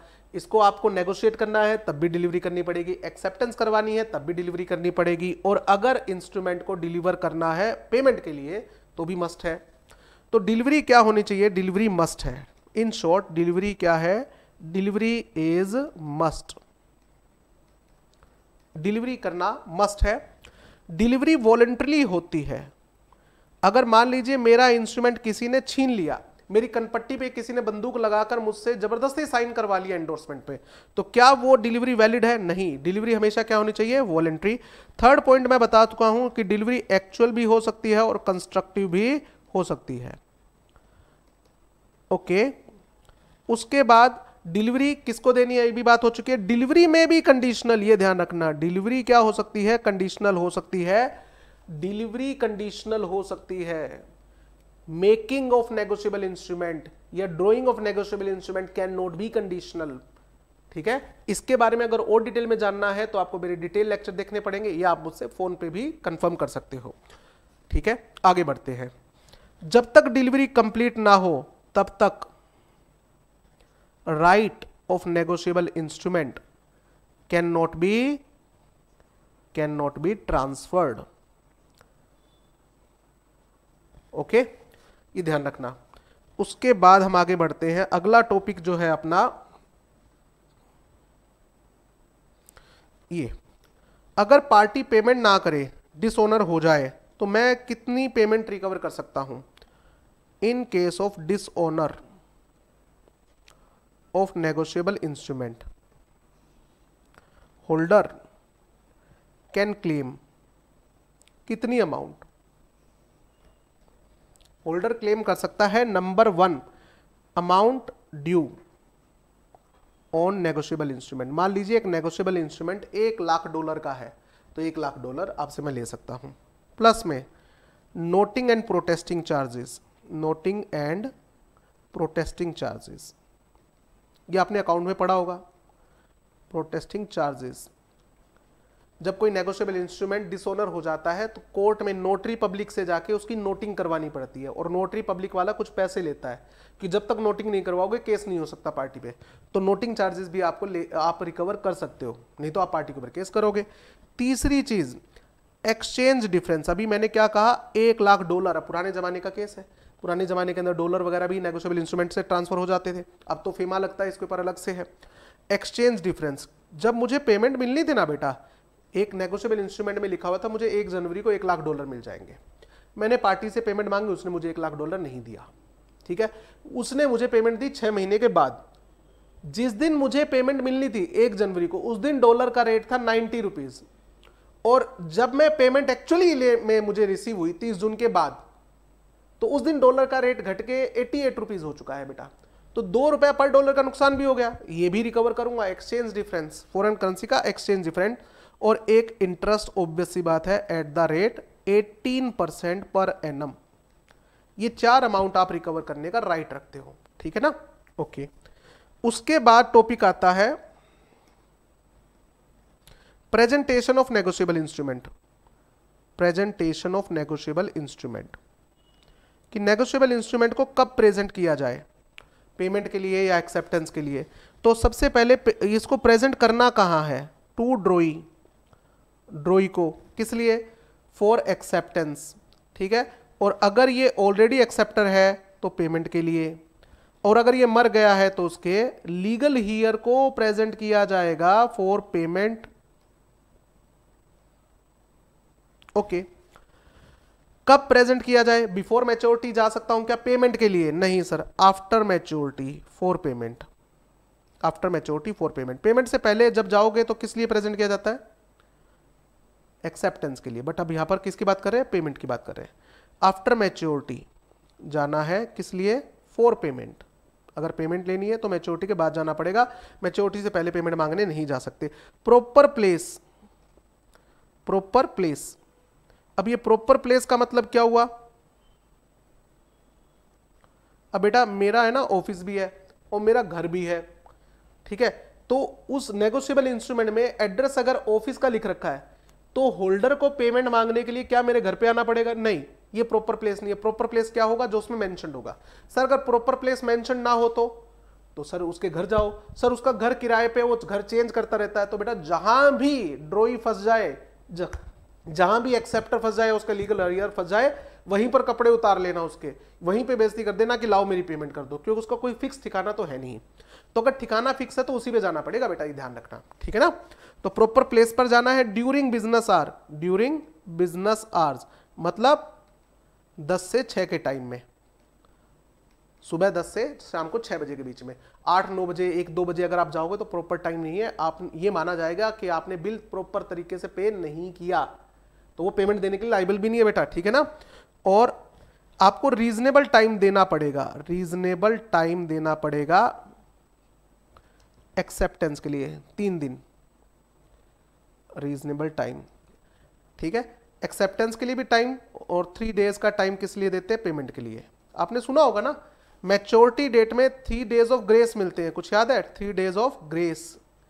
कितने दिन में अगर वो पेमेंट कर देता है तो ओके मानी जाती है, आप इंटरेस्ट चार्ज नहीं कर सकते कि तूने 3 दिन लेट पेमेंट दी है। टाइम इंस्ट्रूमेंट में हमेशा 3 डेज ऑफ ग्रेस होता है, इन केस ऑफ टाइम इंस्ट्रूमेंट, ध्यान रखना। डिमांड इंस्ट्रूमेंट में नहीं होता, इन केस ऑफ टाइम इंस्ट्रूमेंट, ठीक है। ओके, अब आगे बढ़ते हैं। अगला टॉपिक जो है अपना, जो कि मोस्ट इंपॉर्टेंट है, अब ये चेक के केस का टॉपिक आ गया। चेक का केस, चेक के केस में 2 सेक्शन है, एक सेक्शन है 31 और एक सेक्शन है 138, ठीक है। ये सबसे इंपॉर्टेंट है बेटा, एग्जाम में बहुत इंपॉर्टेंट है, मोस्ट इंपॉर्टेंट है टॉपिक ये एग्जाम पॉइंट ऑफ व्यू से। तो सबसे पहले इसको डिटेल में करवाता हूं मैं। एक चेक जो है वो इश्यू हो गया है, cheque issued by drawer for the payment of date. आपको किसी के पैसे देने थे, डेट है, ओके, और आपने चेक इश्यू कर दिया,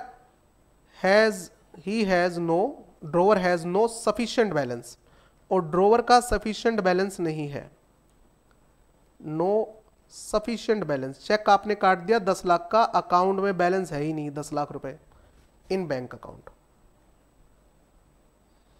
और सफिशिएंट बैलेंस है बट उसने, ड्रोवर ने चेक इश्यू करने के बाद बैंक को डायरेक्शन दे दी कि मेरे अकाउंट से किसी को पेमेंट ना की जाए। Drawer issued stop payment mandate. Stop payment mandate का मतलब डायरेक्शन होता है बेटा, स्टॉप पेमेंट डायरेक्शन या मैंडेट टू बैंक। तो फिर भैया चेक ही क्यों दिया था?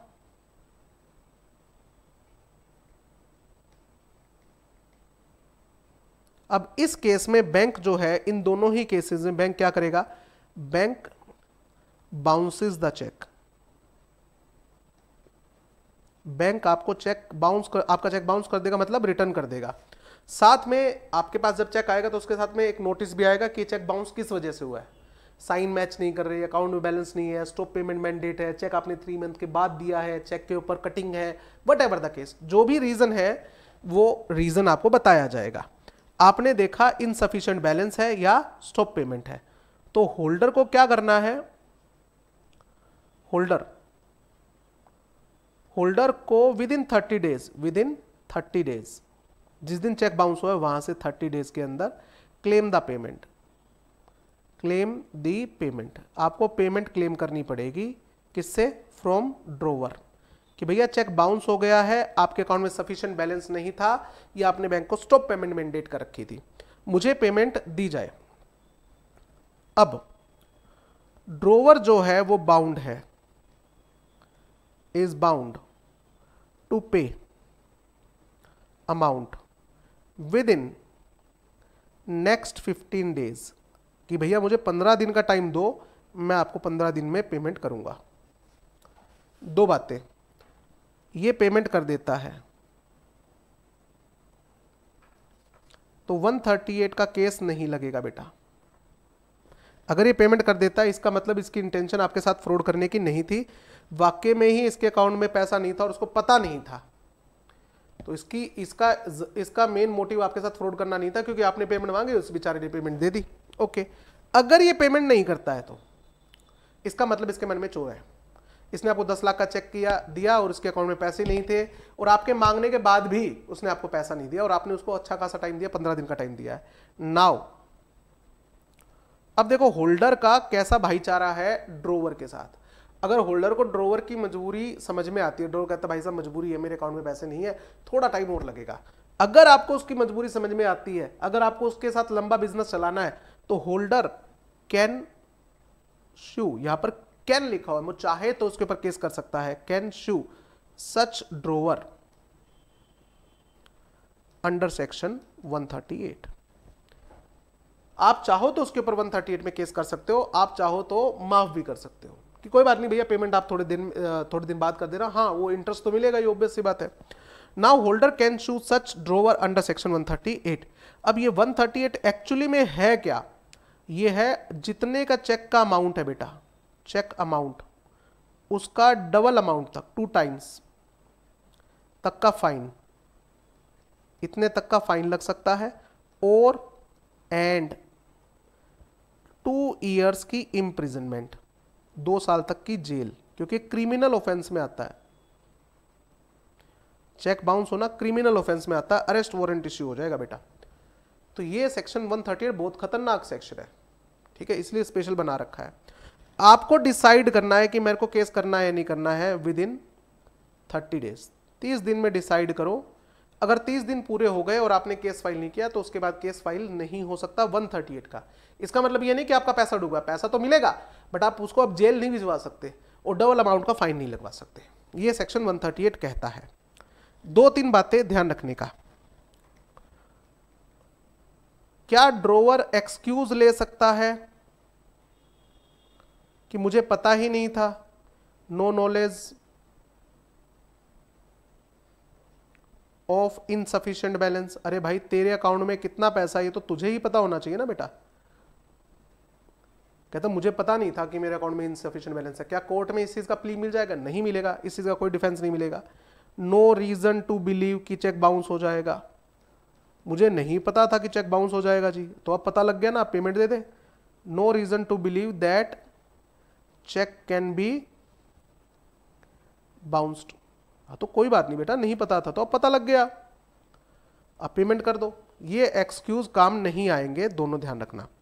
अगर ड्रोवर जो है वो एक कंपनी है, ड्रोवर जो है वो एक कंपनी है या पार्टनरशिप फर्म है, तो बेटा कंपनी या पार्टनरशिप फर्म को तो जेल भेजा ही नहीं जा सकता।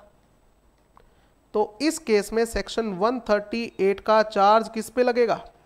चार्ज लगेगा डायरेक्टर्स पर, पार्टनर्स पर।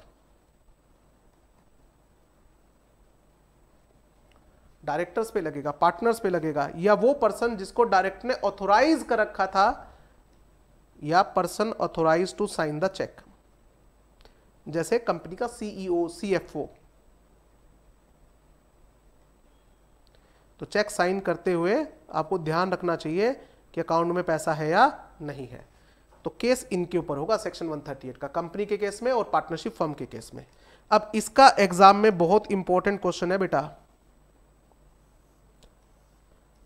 बहुत इंपॉर्टेंट क्वेश्चन है, और यही क्वेश्चन बार बार आता है एग्जाम में रिपीटेडली, कि एक कंपनी ने डिविडेंड का चेक इश्यू किया, डिविडेंड का चेक इश्यू किया to mister A. Mister A कौन है? ये शेयर होल्डर है। मिस्टर ए ने ये चेक एंडोर्स कर दिया एक दुकानदार को, सामान खरीदा उससे, और सामान खरीदने के बाद ये चेक उसको एंडोर्स कर दिया फॉर वैल्यू। फॉर वैल्यू मतलब मैंने उससे सामान खरीदा और मैंने चेक उसको दे दिया। तो ये दुकानदार क्या बन गया? दुकानदार बन गया HDC, holder in due course. अब ये चेक बाउंस हो गया, तो बताओ ए के ऊपर केस होगा क्या 138 का? नहीं बेटा, इसने थोड़ी चेक इश्यू किया है। चेक इश्यू किसने किया है? कंपनी। कंपनी में कौन? डायरेक्टर, बोर्ड ऑफ डायरेक्टर, या फिर person authorised to issue the cheque. तो सेक्शन 138 का केस इस पे होगा, ना कि शेयर होल्डर पे। ये ध्यान रखना, ये मोस्ट इंपॉर्टेंट क्वेश्चन है एग्जाम का 138 के ऊपर। ओके, उसके बाद जो टॉपिक आता है वो आपका आता है सेक्शन 31। अगर मेरा अकाउंट में सफिशिएंट बैलेंस है और बैंक फिर भी पेमेंट नहीं करता, जिसकी वजह से ड्रोवर की गुडविल डाउन हो गई, रेपुटेशन डाउन हो गई, चेक बाउंस हो गए भाई इसका, तो इसका मतलब इसके अकाउंट में पैसे नहीं है, जबकि पैसे थे, और उसको ब्याज के समेत पेमेंट करनी पड़ी, नोटिंग एंड प्रोटेस्टिंग चार्जेस पे करने पड़े, एटसेट्रा। इफ बैंक रिफ्यूजेज और fails to pay the check, ठीक है, even if drawer has sufficient balance in his account, तो बताओ किसका फॉल्ट है इसमें? तो बैंक का फॉल्ट है। Then bank will be liable, तो बैंक लाइबल हो जाएगा to compensate the loss to drawer. जितना नुकसान ड्रोवर को हो गया वो सारा का सारा कौन भरेगा? बैंक भरेगा। ये पॉइंट भी अपना क्लियर। अब हम आगे बढ़ते हैं अगली टर्म पे। ये टर्म इतनी इंपॉर्टेंट नहीं है बट स्टिल हम कर लेते हैं। ड्रॉई in case of need, ड्रॉई in case of need. ड्रॉई कौन होता है बेटा? जिस पे बिल लिखा जाता है। मिस्टर ए जो है वो ड्रोवर है, ठीक है, मुझे मिस्टर बी से भी पैसे लेने हैं, मुझे मिस्टर सी से भी पैसे लेने हैं। ये मेरा डेटर है, डेटर टू ए ₹1 लाख के लिए, और ये भी डेटर है, डेटर टू बी सॉरी ए ₹5 लाख के लिए। ओके, इसके पास मिस्टर डी आता है और कहता है मेरे को पेमेंट दो भैया, मेरी पेमेंट दो। ये कहता है ठीक है मैं एक बिल लिख देता हूं, और इस बिल में लिख दिया पे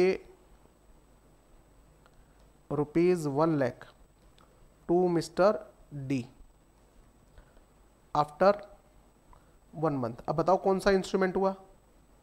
ये बिल है, ऑब्वियस सी बात है, और टाइम इंस्ट्रूमेंट हो गया। कहता है सर मुझे पेमेंट लेने के लिए जाना किसके पास है? तो मैंने लिख दिया बी, और बी के आगे लिख दिया ड्रॉई। ये ड्रॉई है और ये इसका एड्रेस है, और मैंने इसके नीचे लिख दिया C, drawee in case of need. मैं कहता हूँ 1 मिनट सर मुझे समझ में नहीं आया, मैं पेमेंट के लेने किसके पास आऊँ? कहते बी के पास जाना है। अगर बी एक्सेप्ट ना करे तो आपको पेमेंट की एक्सेप्टेंस के लिए किसके पास जाना पड़ेगा? बिल के एक्सेप्टेंस के लिए किसके पास जाना पड़ेगा? सी के पास। दोबारा तो यहां पर डी जो है वो किसके पास जाए एक्सेप्टेंस के लिए? डी प्रेजेंट करता है, presents the bill for acceptance.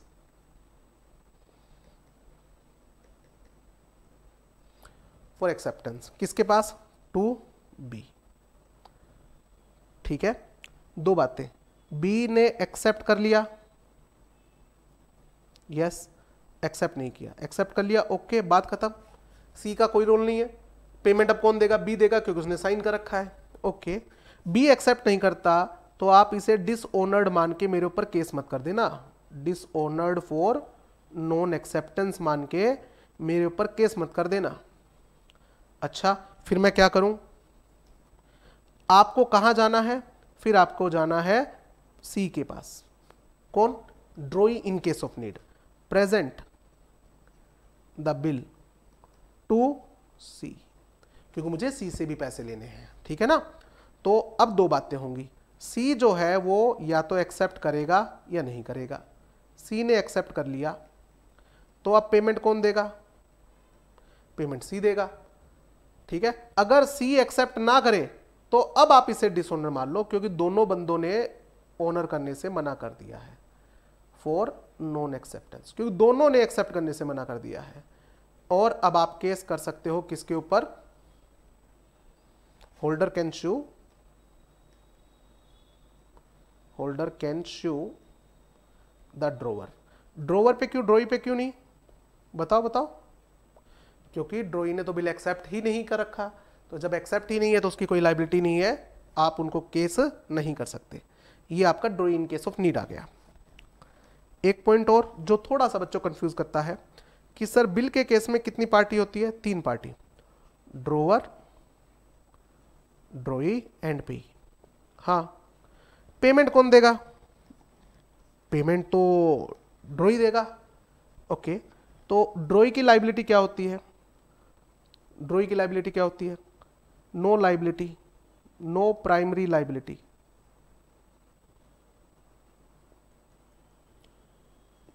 Until accepted, जब तक ड्रॉई एक्सेप्ट ना करे उसकी पेमेंट के लिए कोई लाइबिलिटी नहीं है। अगर वो पे नहीं करता है तो आप उसके ऊपर केस नहीं कर सकते। तो बताओ ड्रॉई कब लाइबल हो जाएगा? इसकी प्राइमरी लाइबिलिटी कब आएगी? प्राइमरी लाइबिलिटी इसकी कब आएगी? On the acceptance of bill. Bill accept करने के बाद, जब वो साइन कर देगा। अच्छा, अब मैं ड्रोवर की लाइबिलिटी की बात करूं तो ड्रोवर की प्राइमरी लाइबिलिटी होती है, प्राइमरी बोले तो मेन, ठीक है, बट कंडीशनल। कंडीशन क्या है? पहले बिल लेकर किसके पास जाना पड़ेगा? ड्रॉई के पास। अगर ड्रॉई पैसा नहीं देगा तो मैं दूंगा, क्योंकि मेरे साइन है, मेरी प्राइमरी लाइबिलिटी है। ऑन दी एक्सेप्टेंस, अगर बिल एक्सेप्ट हो जाता है, एक्सेप्टेंस ऑफ बिल,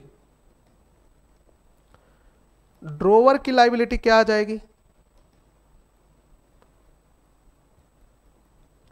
ड्रोवर की लाइबिलिटी बन जाती है सेकेंडरी, क्योंकि प्राइमरी किसकी बन गई है? ड्रॉई की बन गई है। सेकेंडरी है, सेकेंडरी का मतलब क्या? पहले आपको किसके पास जाना है? ड्रॉई के पास। अगर वो पैसे नहीं देता, इंसॉल्वेंट हो जाता है, तो मैं लाइबल हूं, बट मेरी लाइबिलिटी क्या रहेगी? कंडीशनल। अगर वो पेमेंट देने में फेल हो जाता है तो इसका मतलब ये है कि मैच्योरिटी डेट पर होल्डर के पास ऑप्शन नहीं होता है कि मैं ड्रोवर के पास भी जा सकता हूं, मैं ड्रॉई के पास भी जा सकता हूं। नहीं नहीं नहीं नहीं, पहले आपको किसके पास जाना पड़ेगा? ड्रॉई के पास। ड्रॉई पेमेंट देता है तो ठीक है, नहीं तो उसके बाद आप किससे पेमेंट मांग सकते हो? ड्रोवर से। तो ड्रोवर की लाइबिलिटी हमेशा ही कंडीशनल होती है, और कंडीशन क्या है कि अगर ड्रॉई नहीं देगा तो मैं दूंगा। तो ये ध्यान रखना। एक एग्जाम्पल जो मैंने कहा था आपको एक इंपॉर्टेंट है, वो डिस्कस करना है फॉरेन इंस्ट्रूमेंट के केस में। फॉरेन इंस्ट्रूमेंट, अब फॉरेन इंस्ट्रूमेंट क्या होता है? क्लियर है ना? जो इनलैंड इंस्ट्रूमेंट नहीं है। और इनलैंड इंस्ट्रूमेंट कौन सा होता है? जो ड्रोन और मेड इन इंडिया हो, एंड उसकी पेमेंट इंडिया में हो रही हो या फिर इंडिया से बाहर हो रही है, but to a person resident in India. तो फॉरेन इंस्ट्रूमेंट क्या होता है? जो इनलैंड इंस्ट्रूमेंट नहीं है। अभी जैसे मैंने आपको बताया कि बिल में कितनी पार्टी होती है? ड्रोवर, ड्रॉई, पेई, एटसेट्रा। अब समझिए कि जो ड्रोवर है ना बेटा, वो यूएसए का बंदा है, और ड्रॉई जो है वो यूके का बंदा है, यूनाइटेड किंगडम, उत्तराखंड नहीं। यहां पर इंटरेस्ट रेट जो है वो चल रहा है 12% पर एनम का, और यहां पर जो इंटरेस्ट रेट है वो चल रहा है 9% पर एनम का। और पेई को पेमेंट नहीं मिली, पेई पेमेंट मांगने गया और पेई को पेमेंट नहीं मिली, ठीक है। और मैं यहां पर लिख देता हूं ड्रॉई जो है एक्सेप्टर भी है, इस पे केस हो सकता है क्योंकि इसने बिल एक्सेप्ट किया हुआ था। अब पेई अगर इसके ऊपर केस करेगा, if want to charge, charge करना मतलब लाइबल करना, चार्ज एक्सेप्टर फॉर पेमेंट, तो इसको इंटरेस्ट कितना मिलेगा? उस कंट्री के हिसाब से, वहां की कंट्री के हिसाब से इंटरेस्ट रेट कितना है? 9%। बट अगर पेई ड्रोवर को चार्ज करना चाहता है,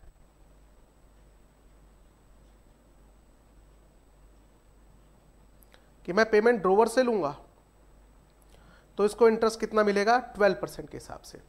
ये एग्जाम्पल आपके स्टडी मेट में भी है और फॉरेन इंस्ट्रूमेंट के साथ लिंक्ड है। तो अगर फॉरेन इंस्ट्रूमेंट का एक क्वेश्चन आता है कि what do you mean by foreign instrument, तो हम फॉरेन इंस्ट्रूमेंट की डेफिनेशन लिख देंगे, विच इज नॉट ड्रॉन और मेड इन इंडिया, और विच इज ड्रॉन और made in India but not payable in India and not payable to any person resident in India. तो foreign instrument हो गया and उसका ये एग्जांपल साथ में आएगा, ये एग्जांपल एज इट इज कि ड्रोई जो है वो इस कंट्री का है, ड्रोवर जो इस कंट्री का है, तो अगर पेई चार्ज करना चाहता है ड्रोवर को तो इंटरेस्ट कितना मिलेगा, और अगर पेई चार्ज करना चाहता है ड्रोई को यानी कि एक्सेप्टर को तो इंटरेस्ट कितना मिलेगा। ये आपके स्टडी मेट का क्वेश्चन है, इस क्वेश्चन को बड़े ध्यान से करना बेटा, ठीक है। अब ये चैप्टर खत्म है।